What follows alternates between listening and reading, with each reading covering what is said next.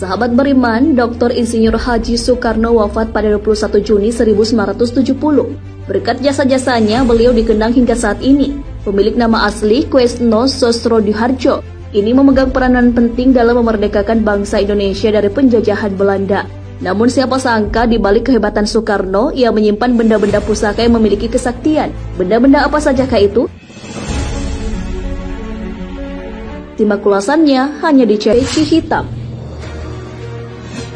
Mengenakan peci pada setiap momen sudah menjadi ciri khas tersendiri bagi Soekarno.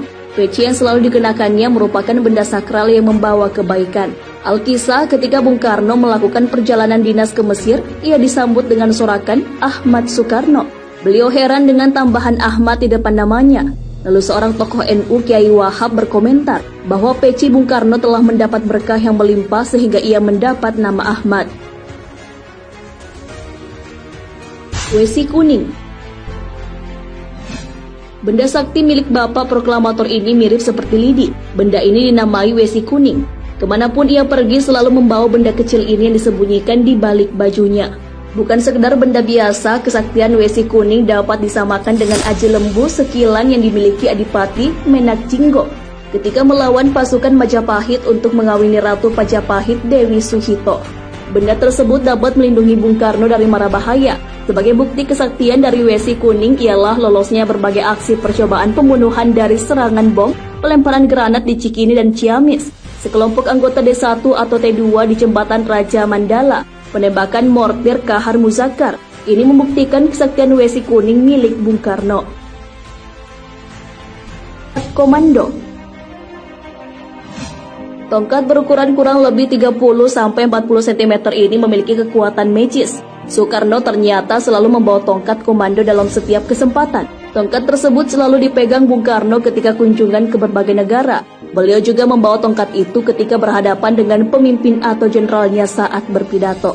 Tongkat tersebut terbuat dari kayu yang berasal dari Pegunungan Kalak, Ponorogo di wilayah utara Pacitan. Keris bertuah. Selain tongkat, Bung Karno juga memiliki keris pemberian Keraton Yogyakarta. Tak hanya itu, beliau memiliki beberapa keris bertuah yang dikoleksi.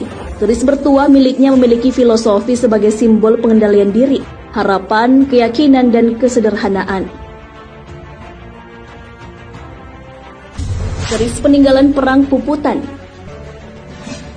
Soekarno memang dikenal sosok yang gemar mengoleksi keris. Selain keris bertuah, ia juga memiliki keris peninggalan perang Puputan. Ada yang mengaitkan keris itu adalah pemberian ibunya yang merupakan keturunan Bali. Keris perang Puputan mampu melindungi Bung Karno hingga akhirnya memimpin Indonesia. Akan tetapi Bung Karno sama sekali tidak mempercayai adanya kekuatan hebat dari keris. Beliau hanya mengagumi kerajinan asli Indonesia, dalam hal ini seni membuat keris yang sudah semakin langka. Tongkat monyet. Bung Karno memperoleh tongkat monyet saat menjalani pengasingan paksa di Belanda. Dinamai tongkat monyet karena berbentuk monyet pada bagian kepala tongkat. Tongkat monyet ini biasa digunakan ketika berjalan-jalan di kota Endek. Bila bertemu dengan penjajah Belanda, ia biasanya memakai tongkat monyet untuk mengarahkan tongkat ke arah muka penjajah. Dengan begitu bisa menundukkan kerasnya hati para penjajah Belanda. Batu merah delima. Jimat lain yang dimiliki Soekarno adalah batu merah delima. Namun di antara benda sakti yang dimiliki Soekarno, batu merah delima ini diketahui hilang pada tahun 1963 saat beliau ke Yogyakarta. Misteri hilangnya cincin merah delima karena diambil pemilik aslinya, Kanjeng Ratu Nyi Roro Kidul. Nyi Roro Kidul meminjamkan cincin itu kepada Soekarno agar bisa menjadi raja di kerajaan manusia Indonesia. Akan tetapi sang ratu pantai selatan itu mengambilnya kembali. Karena selama cincin itu dipakai Soekarno, kerajaan gaib Laut Kidul banyak digempur kerajaan-kerajaan gaib di sekitarnya. Dengan terpaksa Nyi Roro Kidul mengambilkan kembali secara gaib. Semenjak pengambilan cincin merah delima itu, Soekarno secara berangsur-angsur hilang kesaktiannya. Beliau akhirnya mudah dijatuhkan oleh lawan politiknya Soeharto dengan tipu daya yang amat terstruktur dan sistematis. Warna putih. Presiden Soekarno mempunyai benda pusaka yang melegenda yakni jas putih. Di beberapa kesempatan ia sering mengenakan jas putih.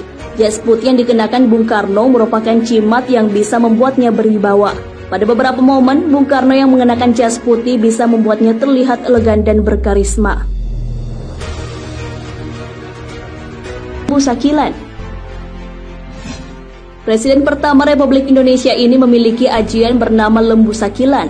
Ajian ini dimiliki Patih Gajah Mada. Benda sakti inilah yang membuat Bung Karno selalu selamat dari kematian. Ajian Lembu Sakilan ini membuat Bung Karno selamat dari bahaya yang kerap mengintainya. Beliau kerap akan dibunuh beberapa orang. Bahkan rencana pembunuhan Bung Karno terjadi lebih dari 7 kali namun selalu selamat. Masyarakat percaya Bung Karno selamat dari maut bukan hanya keberuntungan semata. Keris sakti penghilang tubuh milik Jenderal Sudirman. Jenderal Besar Sudirman merupakan salah satu pahlawan kemerdekaan. Beliau diketahui memiliki jimat sakti. Pada masa itu ketika Jenderal Sudirman bersembunyi di desa Bajulan, Nganjuk, Jawa Timur dari kejaran pasukan Belanda. Jenderal Sudirman bersembunyi di sebuah rumah milik penduduk bernama Kedah. Tiba-tiba terdengar suara pesawat yang mulai mendekat di dekat desa itu. Segera Jenderal Sudirman mengeluarkan keris dari balik bajunya dan mulai membaca doa-doa. Keris sakti itu berdiri tegak tanpa ada yang memegangi ketika pesawat berada persis di atas atap rumah. Keris baru terjatuh saat pesawat mulai menjauh dan tak terdengar lagi suaranya.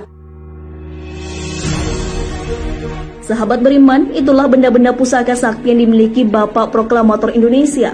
Selain batu merah delima, benda-benda tersebut masih disimpan oleh anak Soekarno, Megawati Soekarno Putri. Meski dipercaya memiliki kesaktian namun tidak untuk disembah. Dari Ibnu Abbas radhiyallahu anhu bahwa Rasulullah SAW bersabda, "Jika engkau meminta, mintalah kepada Allah, dan jika engkau memohon pertolongan,